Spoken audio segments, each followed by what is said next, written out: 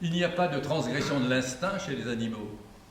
Vous n'avez jamais entendu parler de moutons remettant en cause l'ordre du monde, d'abeilles renversant dans la ruche la reine, proclamant la République et proclamant même la terreur? Non. C'est seulement dans la société humaine, à la suite d'une bénédiction ou d'une malédiction, que les hommes passent leur temps à faire des lois et à les violer ensuite. Nous sommes tous coupables. Même la princesse de Clèves dont on parle aujourd'hui est coupable d'un adultère imaginaire au point de se retirer du monde pour le restant de ses jours. Iseux la blonde, elle aussi est coupable. Parce que le filtre ne lui a pas obnubilé la volonté, le filtre lui a simplement révélé son désir coupable. Nous sommes tous coupables. Et leur jette ce soir la première pierre, celui ou celle d'entre nous qui n'aura jamais fauté. Les animaux n'ont pas ces soucis. Dans la ruche, les abeilles butinent encore et puis meurent, et d'autres abeilles à leur suite vont butiner et butiner encore.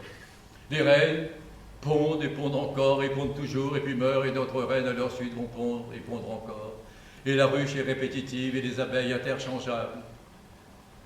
C'est seulement dans la société humaine que les hommes faisant un jour du crime le signe de la liberté font la grève, alors que la grève est interdite. C'est seulement dans la société humaine que les femmes, faisant un jour du crime le signe de leur liberté, se font avorter, alors que l'avortement est interdit. La liberté, disait Victor Hugo, est une plume tombée de l'aile de Satan dans sa chute. Mais du même coup, la société change, elle évolue, l'histoire apparaît. Et du même coup, les hommes ne sont plus interchangeables.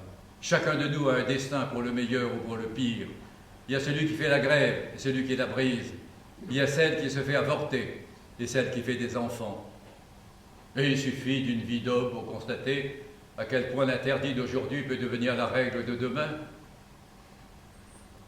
Quand j'étais avocat stagiaire, il y a 50 ans, j'étais commis souvent pour défendre des jeunes femmes qui se faisaient avorter.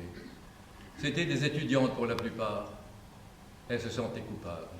Surtout, après qu'un procureur à la voix de Stentor, les regardant droit dans les yeux et les fixant du doigt, leur criait « Mademoiselle, vous avez détruit une vie humaine issue de votre chair !»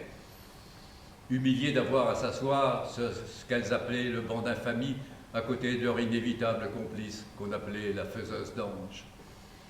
Affolées à l'idée que dans la salle, un journaliste indiscret puis rendant compte du procès, citer leur nom. Aujourd'hui, mes anciennes clientes, devenues mères de famille à leur tour, quand leur fille adolescente est enceinte, la consulte le médecin de famille qui la conduit dans une clinique où sa grossesse sera interrompue par une IVG remboursée par la sécurité sociale.